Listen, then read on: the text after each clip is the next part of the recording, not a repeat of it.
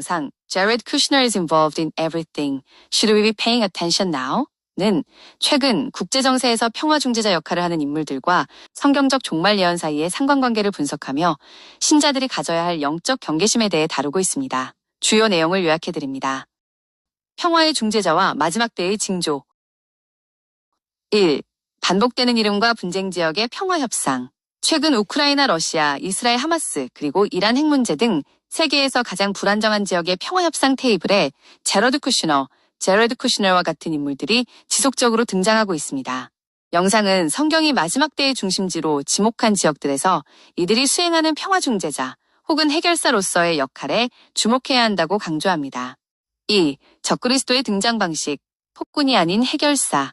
성경은 적그리스도가 처음부터 혼란이나 폭압을 통해 나타나는 것이 아니라 인류가 해결하지 못한 난제들에 대한 해답을 가지고 등장할 것이라고 경고합니다. 즉, 세상이 감당할 수 없는 갈등을 잠재우고 평화를 가져오는 평화의 사람으로 추앙받으며 자연스럽게 권력을 얻게 될 것입니다. 3. 적그리스도의 기원에 관한 3가지 견해. 성경 해석에 따른 적그리스도의 출현지에 대한 3가지 주요 가능성을 제시합니다.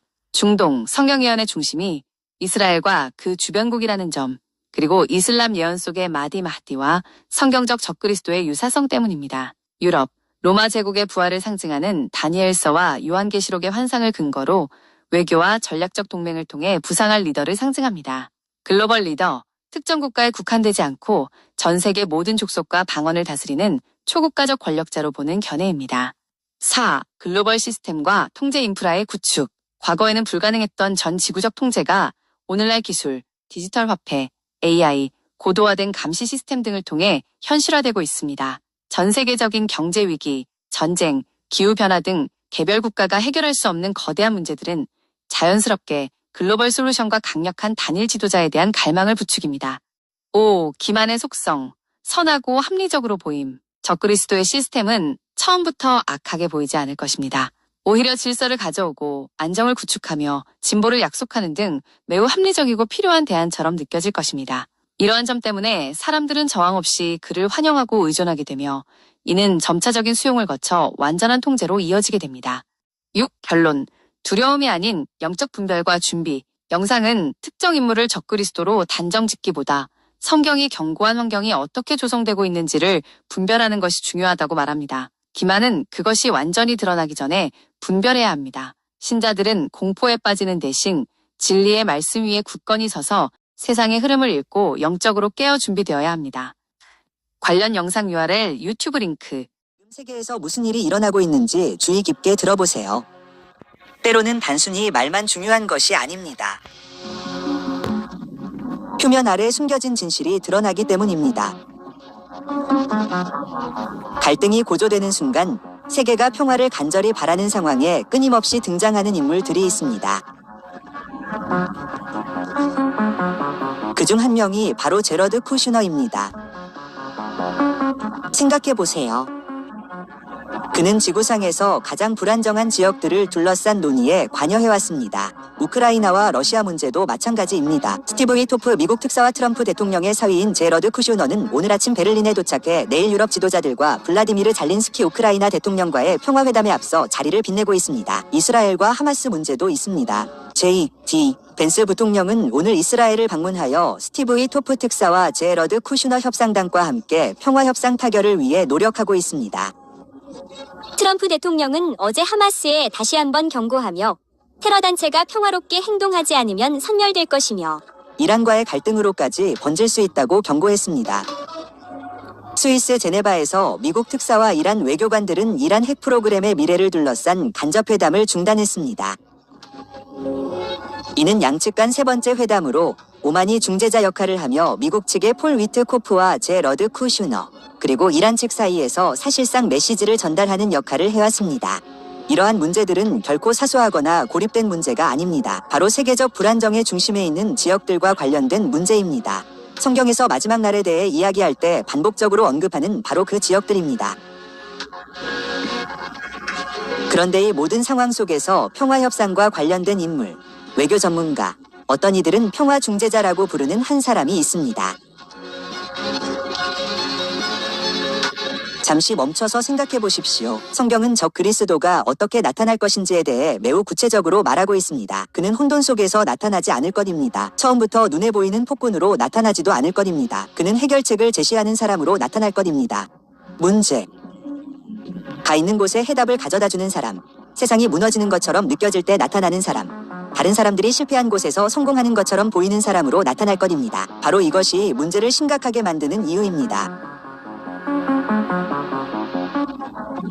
전 세계 분쟁 지역을 오가는 인물들을 보게 되고 여러 지역에 영향력을 행사하는 인물들을 보게 되며 성경에서 강조하는 지역의 평화 협상에 연루된 인물들을 보게 된다면 최소한 우리는 멈춰서서 더 깊은 질문을 던져야 합니다.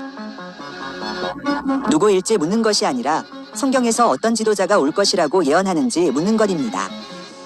진정한 질문은 한 개인에 관한 것이 아닙니다. 진정한 질문은 바로 이것입니다.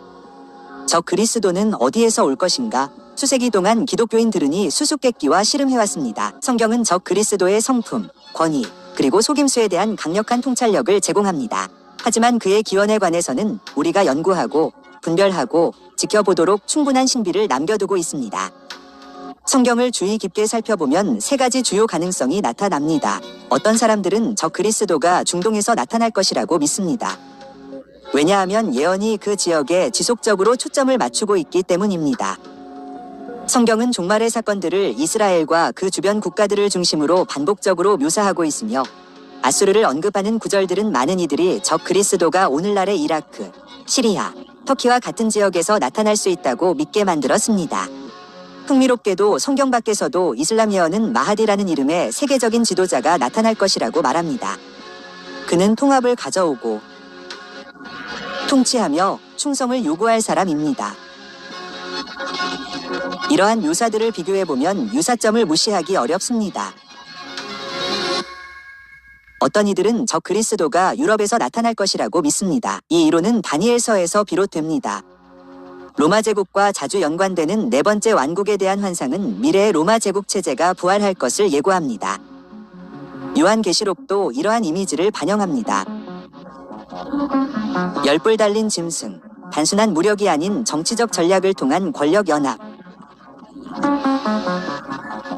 이는 동맹과 외교, 영향력을 통해 부상하는 지도자, 즉 즉시 정복하거나 인정받는 지도자의 모습을 그립니다.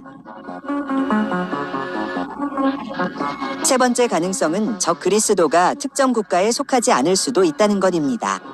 요한계시록에 따르면 그는 모든 부족, 민족, 언어, 국가를 다스릴 권세를 가질 것이기 때문입니다. 이는 단순한 지역적 영향력이 아니라 전 세계적인 지배를 의미합니다. 오늘날 세계를 보면 이러한 가능성은 그 어느 때보다 현실적으로 다가옵니다. 우리는 영향력이 더 이상 지리적 경계에 얽매이지 않는 시대에 살고 있습니다. 권력은 디지털화되었고 시스템은 세계화되었으며 통제는 점점 더 중앙 집권화되고 있습니다. 잠시 생각해 보십시오. 모든 것이 연결되는 지점입니다. 성경은 세계적인 지도자, 세계적인 시스템, 그리고 세계적인 통제가 있을 것이라고 말합니다. 요한계시록 13장은 모든 사람이 한 시스템에 복종해야 하는 시대가 올 것이라고 분명히 밝히고 있습니다. 일부 사람이나 대부분이 아니라 모든 사람이 말입니다. 그리고 그러한 통제에는 인프라가 필요합니다. 추적하고 감시하고 규제할 수 있는 시스템이 필요합니다. 오늘날 세계를 보면 디지털 화폐가 전 세계적으로 연구되고 있고 기술은 일상생활에 깊숙이 자리 잡고 있으며 인공지능은 빠르게 발전하고 있고 감시 시스템은 더욱 정교해지고 있습니다. 우리는 그러한 규모의 통제가 더 이상 불가능한 것이 아니라 현실이 되어가는 세상으로 나아가고 있습니다. 따라서 영향력 있는 인물들이 부상하고 개인들이 세계 분쟁 지역을 오가고 지역 간 평화 협상이 진행되는 것을 볼 때 성경은 섣부른 결론을 내리지 말라고 강조합니다. 패턴을 파악하는 것이 중요합니다. 적 그리스도는 처음부터 세상을 충격에 빠뜨리는 방식으로 나타나지 않을 것이기 때문입니다. 그는 세상이 이해할 수 있는 방식으로 나타날 것입니다. 평화의 사람, 해결책을 제시하는 사람, 세상이 기꺼이 따를 만한 사람으로 말입니다. 이것이 중요한 이유입니다. 이제 문제는 단순히 누가 될 것인가가 아닙니다. 더 근본적인 질문은 바로 우리 눈앞에서 펼쳐지는 상황을 우리가 제대로 보고 있는가 하는 것입니다. 한 발짝 물러서서 세상이 나아가는 방향을 살펴보면 단 하나의 사건이나 단 한 사람이 아니라 여러 상황들이 모여 하나의 분명한 그림을 그리고 있다는 것을 알게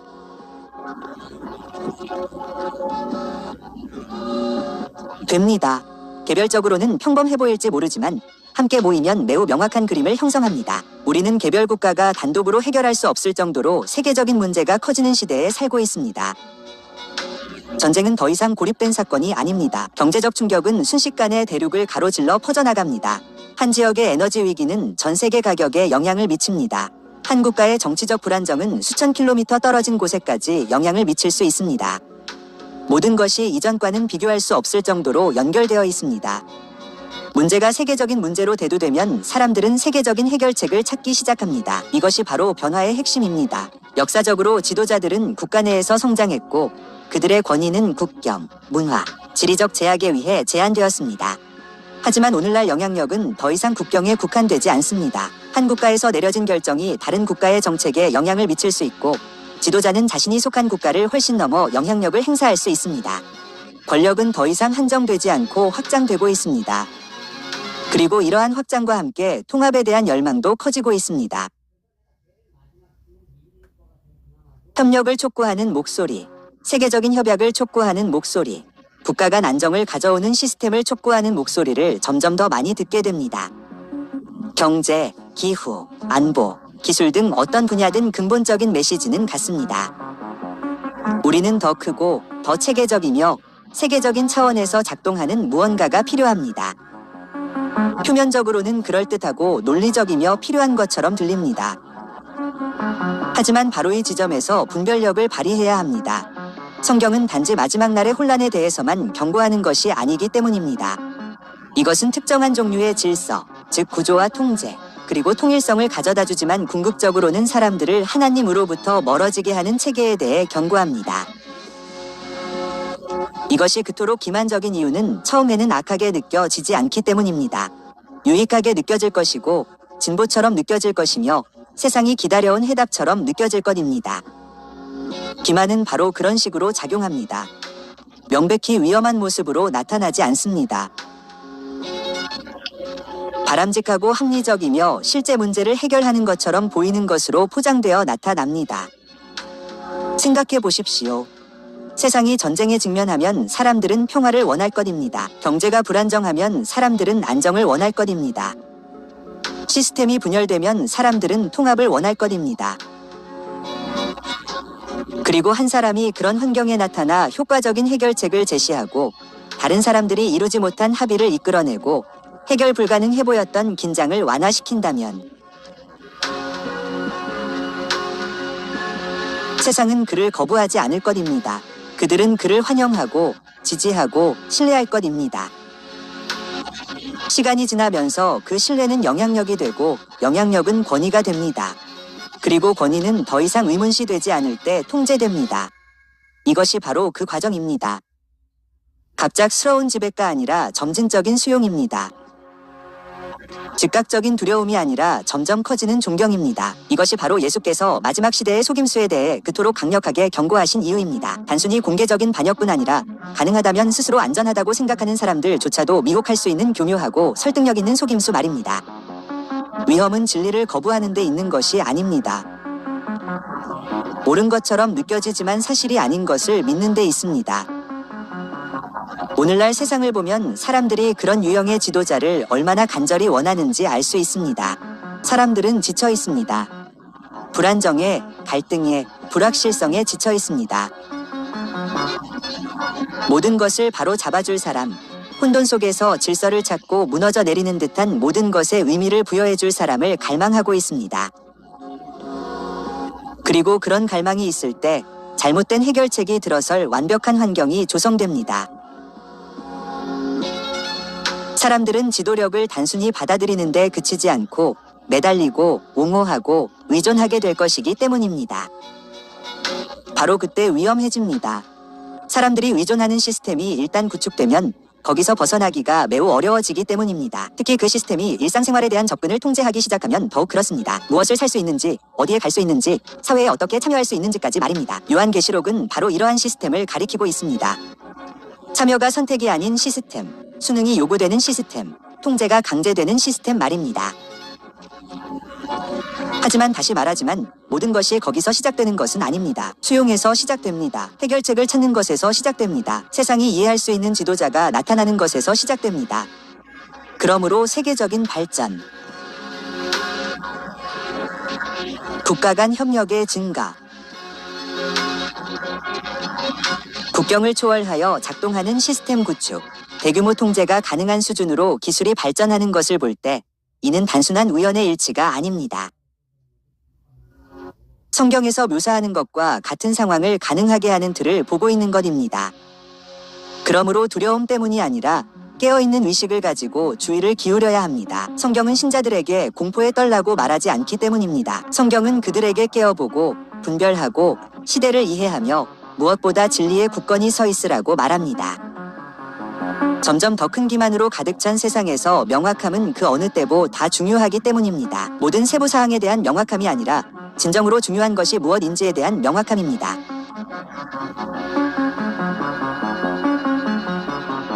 기만이 있을 것이고 지도자가 나타날 것이며 충성을 요구하는 체제가 있을 것입니다. 그리고 궁극적으로 이 모든 것의 배후에는 영적인 전쟁이 벌어지고 있습니다.